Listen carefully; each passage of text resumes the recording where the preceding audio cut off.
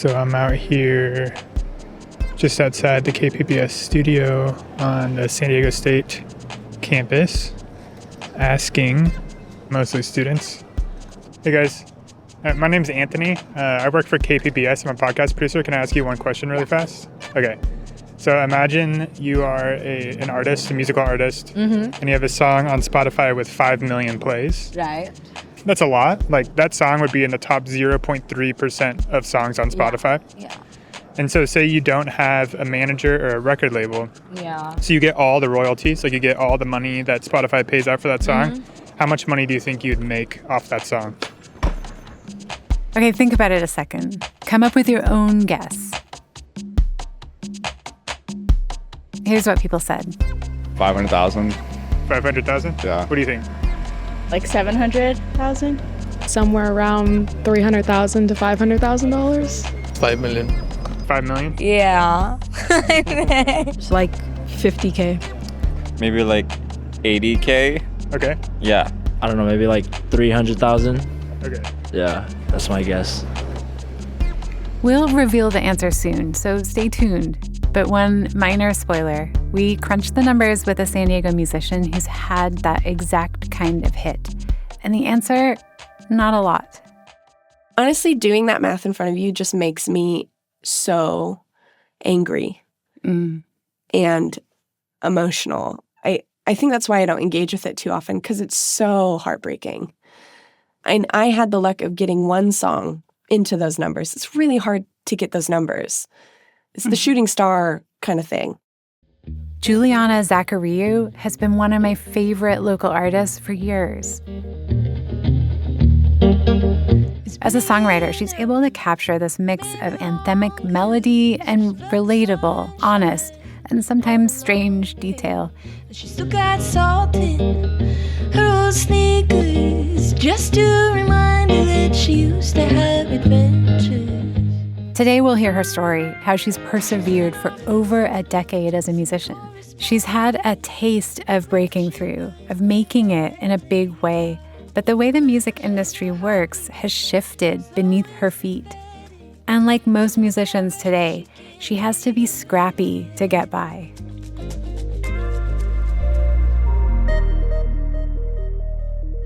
Streaming is a huge part of her career. She has to think about it all the time. We'll dig deep into the world's leading streaming company, Spotify, with a journalist who's covered the company for nearly a decade, because Spotify has changed a lot in recent years.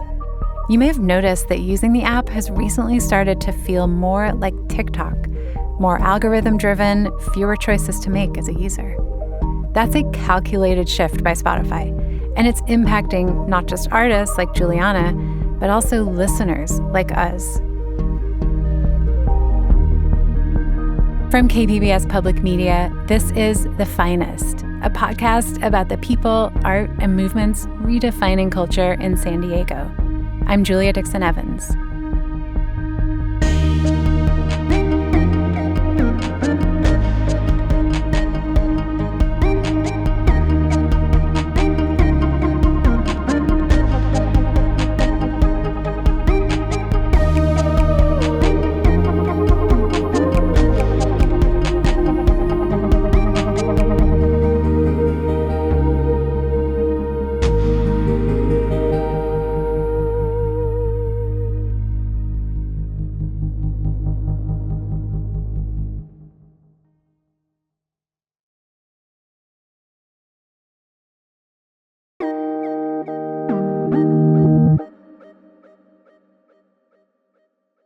Can we start?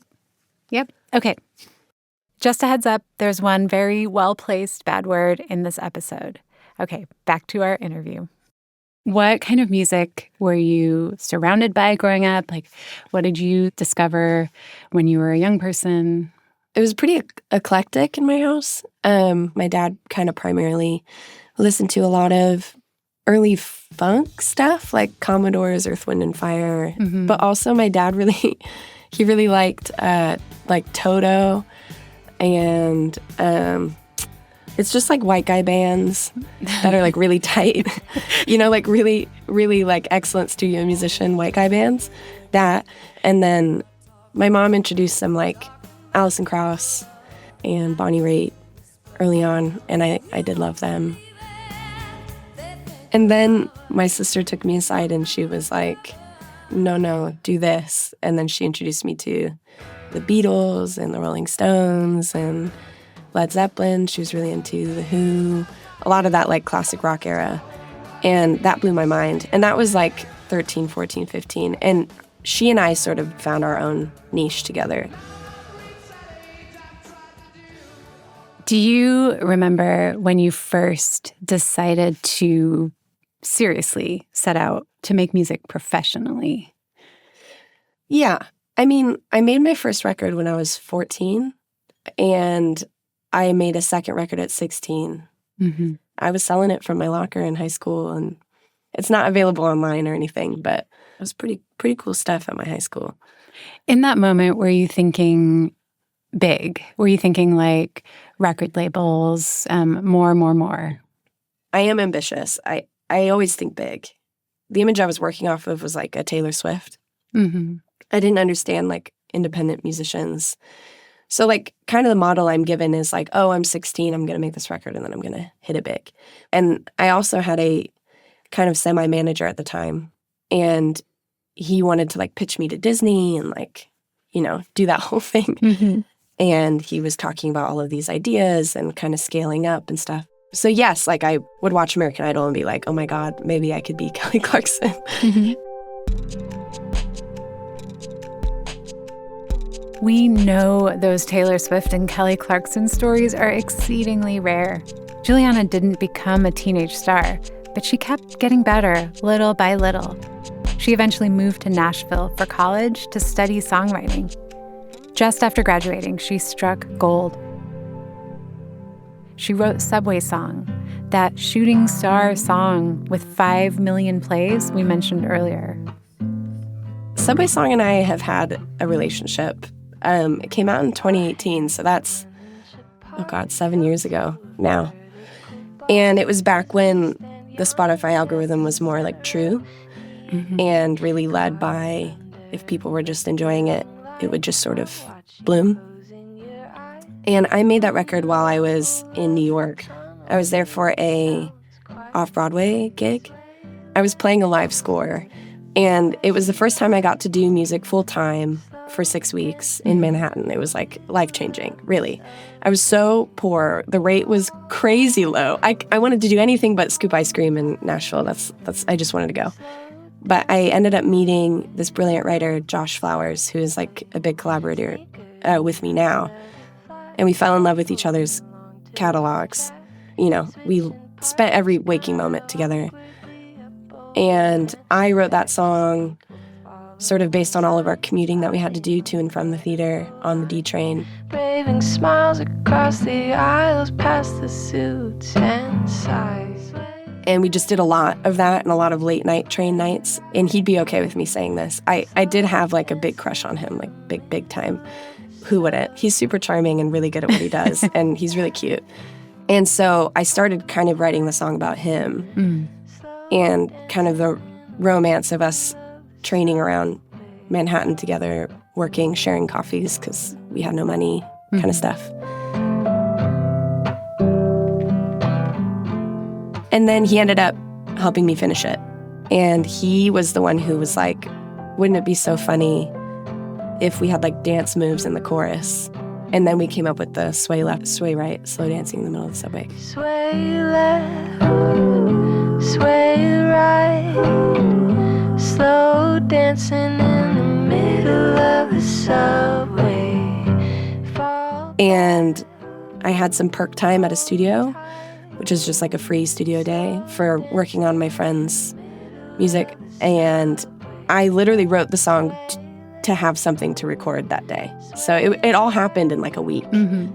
I was finishing it on the way to the studio. And then what is out on the internet is just a demo that I was going to come back and make again. And he did like this low pass filter thing on it and said, I think it's done.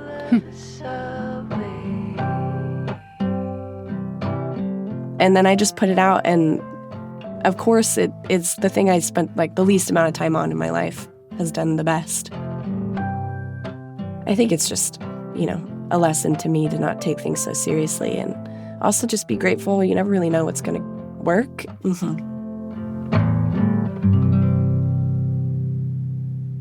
Like, do you have an estimation of how much you've made off of that song? Just from streaming, just from Spotify? Yes. Well, I could do a live estimation for you. 1 second. Ooh. This is a math show. This is a math show, which will require a calculator. Okay. And I'm the sole writer on most of my catalog, which means that I'm getting 100% of the pie. And that's unusual. That's unusual. Okay. I think I'm at like 5 million, right? Mm-hmm. Okay. So 5.123 or whatever times 0.003, which is what I'm getting. I've made $15,000 on it over 7 years. 15,000. Yeah. Not great. Honestly, doing that math in front of you just makes me so angry and emotional. I think that's why I don't engage with it too often, because it's so heartbreaking. Like, we shouldn't be so desperate all the time. Like, we should be able to be comfortable enough to keep making the thing we can make and feel, safe and taken care of, and like we can hire people for what they're worth. And it's just, I'm sick of being so savvy, and like pinching so many pennies and being so scrappy. I'm like the scrappiest person because of it. Making a living would be, I have an idea and I can do it. Right now, I have an idea and I'm like, how can I make that 10 times smaller so I can do it? We've talked about Spotify before, and it's hard to, right? We have to talk about it because it defines so much about music. Spotify. I can start with the thing that we're all meant to say, which is Spotify is open to, anybody can upload music. Anybody can have an opportunity to gain an audience, but it hasn't really done the work to sustain independent artists, especially when you deserve it. I mean, I'm part of a union now. There's like a new musicians union happening, UMAW, I think is how you say it. United Musicians and Allied Workers.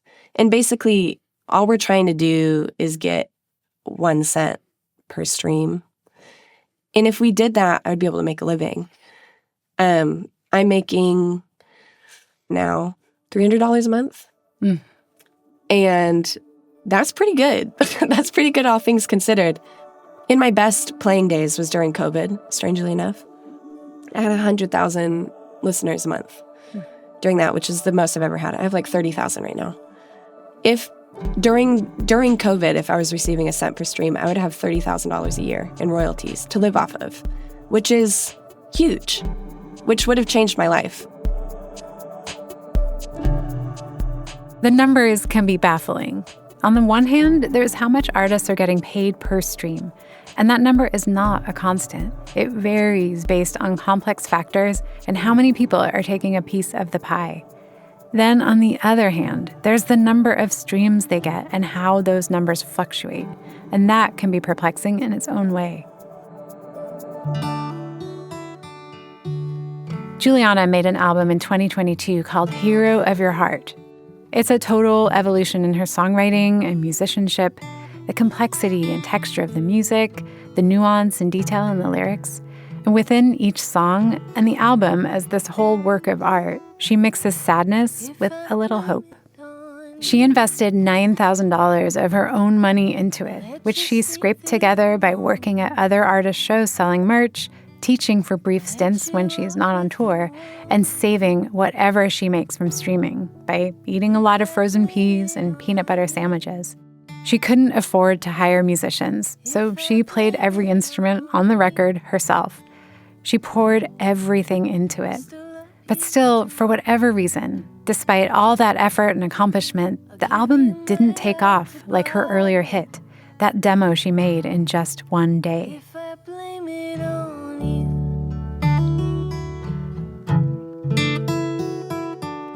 So after Subway Song, you have done such great work, but without as many plays. I mean, do you still look at it as like, it is a gift to have a song that stuck? Or is there some feeling of it being kind of like a letdown that you're not still reaching that? Is that something that you think about? Oh, I mean, of course. I mean, on my bad days, I wake up and think, I've already done the best I can do.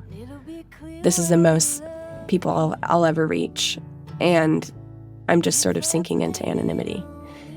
But on my better days, I'm grateful for it. I recognize that it was a different time. Spotify's kind of a monster now. There's no room for, if it's good enough, it'll find its way.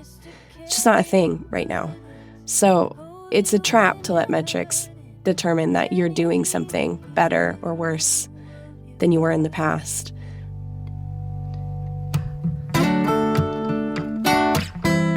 And obviously I want my numbers to get better, but the tools we have to get that done, basically it's based on your finances. And if you're not making enough in the first place, you can't invest the money to get it, preferential treatment in the algorithm or whatever.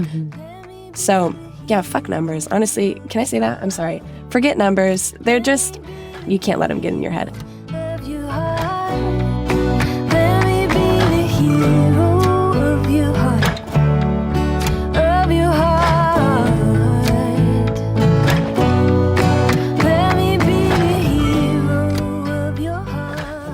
Today, compared to 2018, when Subway Song came out, Julianna feels it's harder to get traction on Spotify without big marketing money.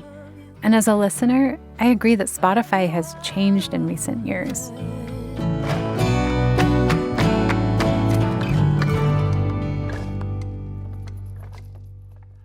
My main complaint is that Spotify got boring. I used to love the playlists and radio stations, but it feels like I'm not finding new stuff anymore.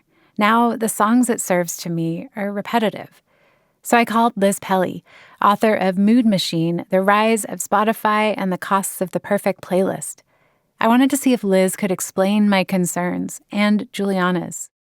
What you're saying, I think, is something that is a common observation about the way that Spotify in particular has evolved in recent years, and something that I really tried to trace in looking at the way in which the company had evolved is in the early days of their algorithmic recommendation and personalization, they had Pandora radio stations that mostly relied on this algorithmic recommendation system called collaborative filtering, which is basically if you like music that's similar to me, it'll show me stuff that's in your library that I've never heard of before.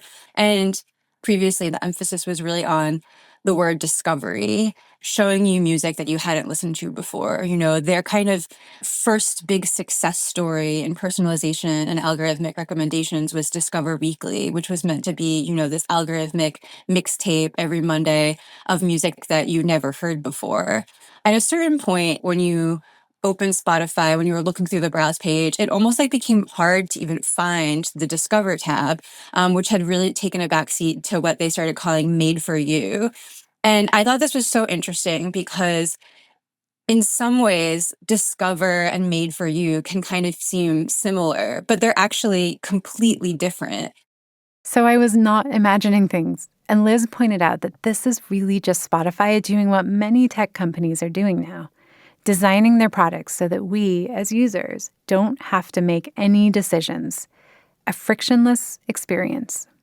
A lot of it seems to really have to do with the influence of TikTok, proving that there was almost sort of a consumer desire to have this extremely lean back experience where you just open the app and the interface is just kind of immediately showing you this hyper personalized feed of stuff that is based on your listening habits, that is, tailored directly to the kinds of stuff that you're interested in. But on Spotify, it seems like, what that is mostly meant is just that people are often being served back their music taste, or they're being served back what they already have listened to, much more tailored towards just engagement, retaining you on the platform, showing you stuff that you're likely to hit play on and not hit skip on. It does take some effort and curiosity to give a new artist a chance. However, it takes very little cognitive energy to listen to Espresso by Sabrina Carpenter for the 100th time. Is it that sweet? I guess so. And Spotify counts on that. They feed us those kinds of songs, which is bad for discovery, making it much harder for lesser-known artists like Julianna. That's one factor. But as she suspected, there's something else going on. Payola is the age-old practice of a record label or anyone else paying or bribing a radio station to play a particular song. In the US, it's illegal. But Liz's reporting has raised concerns that what Spotify is doing now is getting dangerously close to a kind of digital payola. They're not exactly the same as payola, but Spotify refers to itself as a two-sided marketplace, where on one hand it says that it's selling a product to listeners, subscriptions, and on the other side it says that it's selling a product to artists, which is promotional opportunities.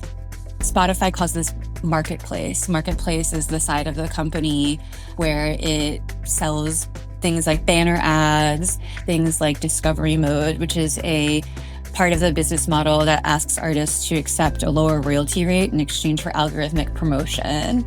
And then there's Spotify's editorial side, which is basically playlists they curate themselves. These are hugely popular and can launch artists' careers. That's where things start to get murky. Liz told us that the lines between paid promotion and editorial decisions can start to blur, even if there's no official pay-for-play system.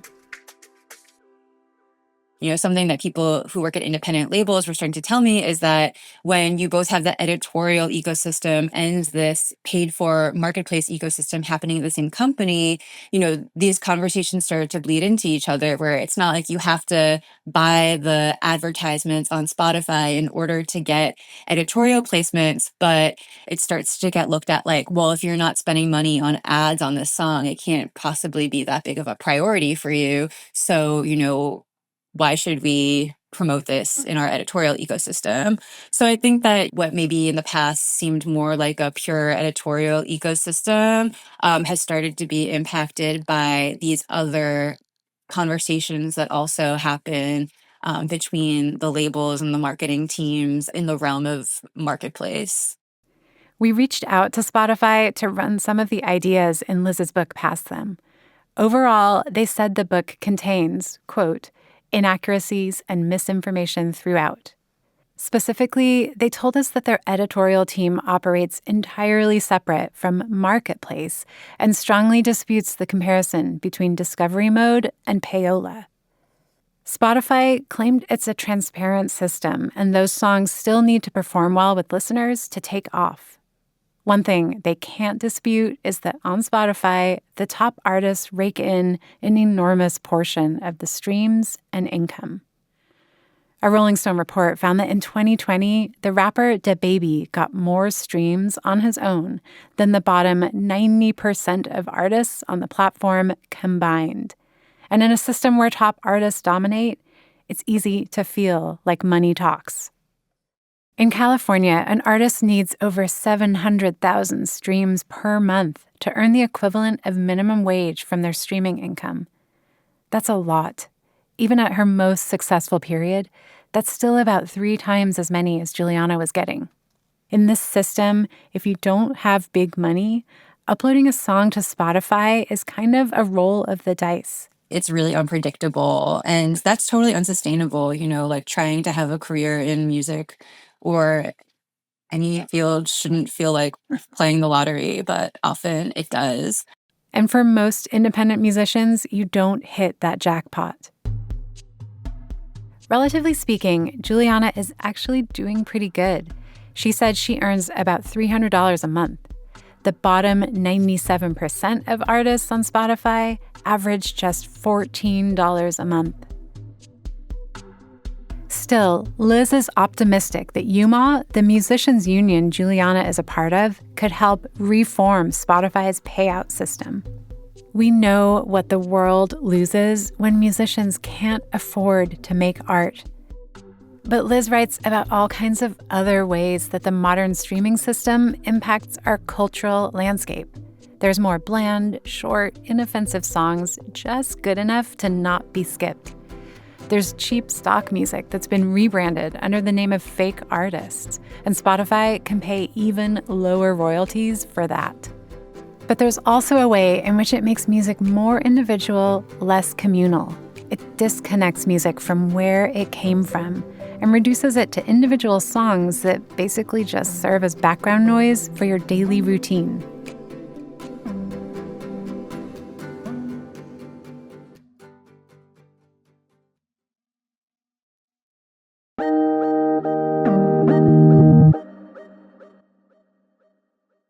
The first show I went to after COVID lockdowns was Julianna's at Soda Bar in City Heights.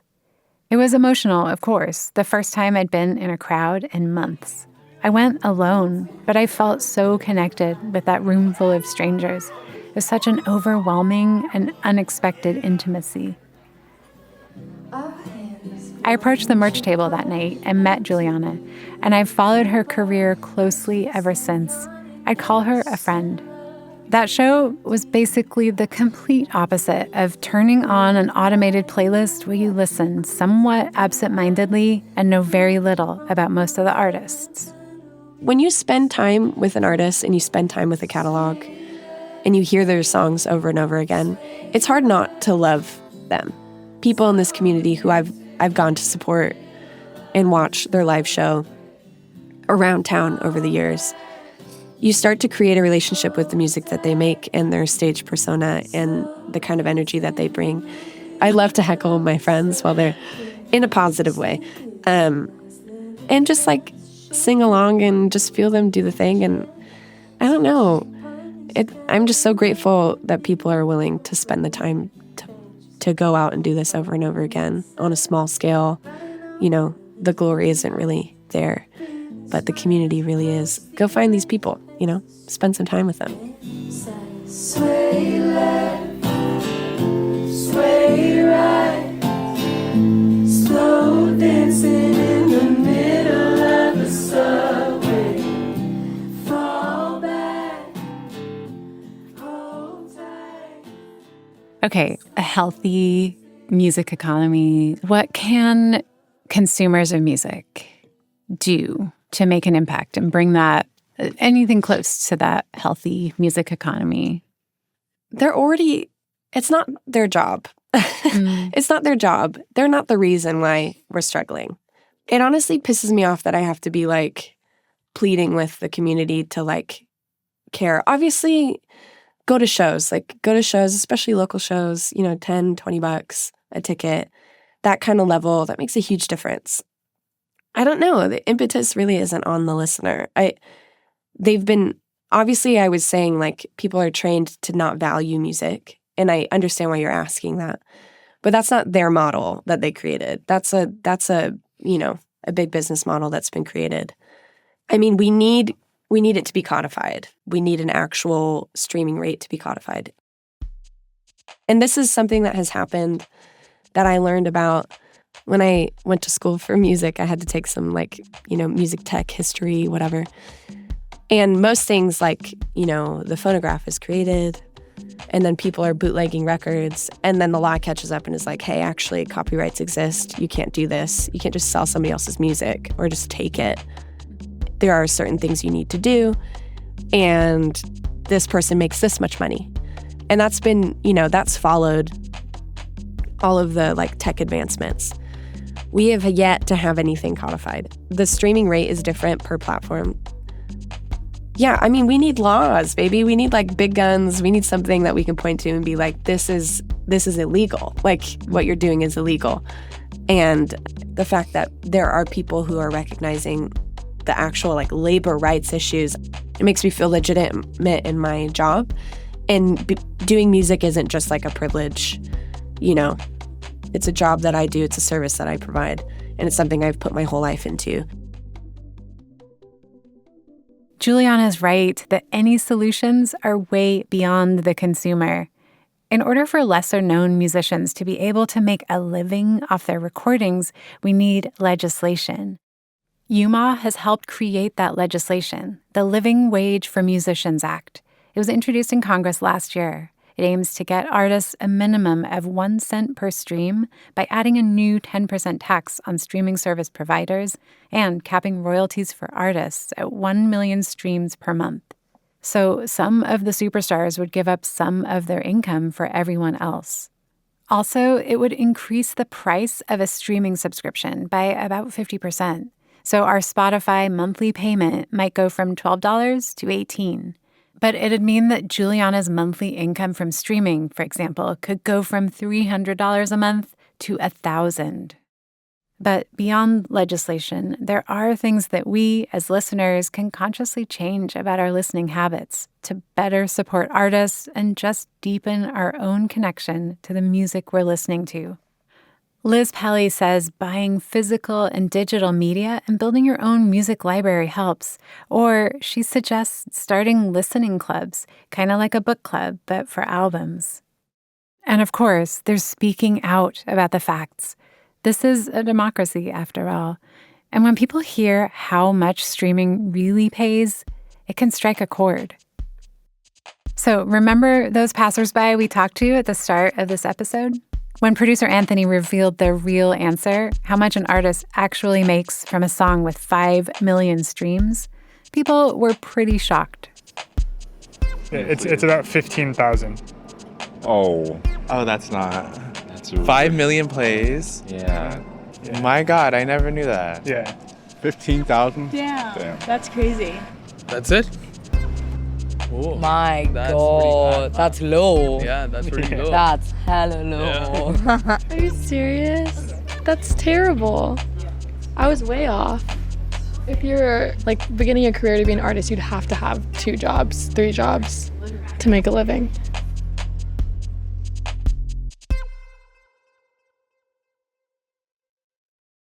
This year, Julianna will release her 3rd studio album. To make it, she turned to GoFundMe. With the help of her wife, who shared the link shamelessly with everyone they've ever known, Julianna was able to crowdfund $30,000. This time, she was able to hire musicians. They recorded everything in 8 days. How will it do on Spotify is anybody's guess. If Julianna and UMAW, the union, are successful in securing better pay from streaming, luck will play less of a role in her ability to get by financially. But for now, even with the way the system is, she remains devoted to making music and sharing it with us. Dreamer, dreamer, half believer, goes to service for the choir. She brought her guitar to the studio and played the title track on her new album, Dreamer, Dreamer. Text while driving in her car.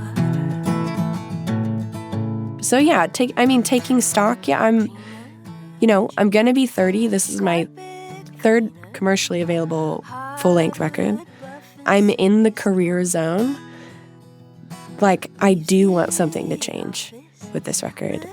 In the moving towards I feel like I can do this for a bit longer. I just need every record to feel like I can do this a bit longer. Do you think of yourself as a dreamer? Big time. Big time. Look at me. I'm surviving on a penny a day, and somehow I'm thriving.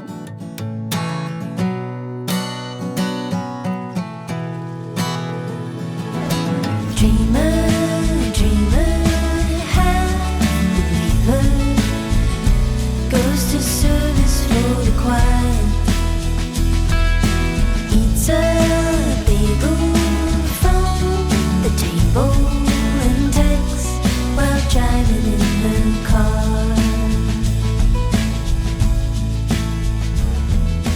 Dreamer, dreamer, carpet cleaner. A special thank you to Julianna Zachariou and Liz Pelly for their help with this episode. You can find videos and more songs from Julianna's in-studio performance at our website, kpbs.org/thefinest. Next Thursday on The Finest, When better sleep and a CPAP machine steal a painter's muse, how does she find her way back to art?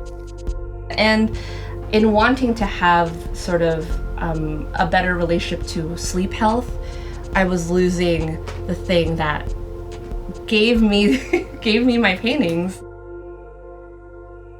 The Finest is a production of KPBS Public Media. I'm your host, Julia Dixon Evans. Our producer is Anthony Wallace, who also composed the score. Our audio engineer is Ben Redlosk, and our editor is Chrissy Wynn.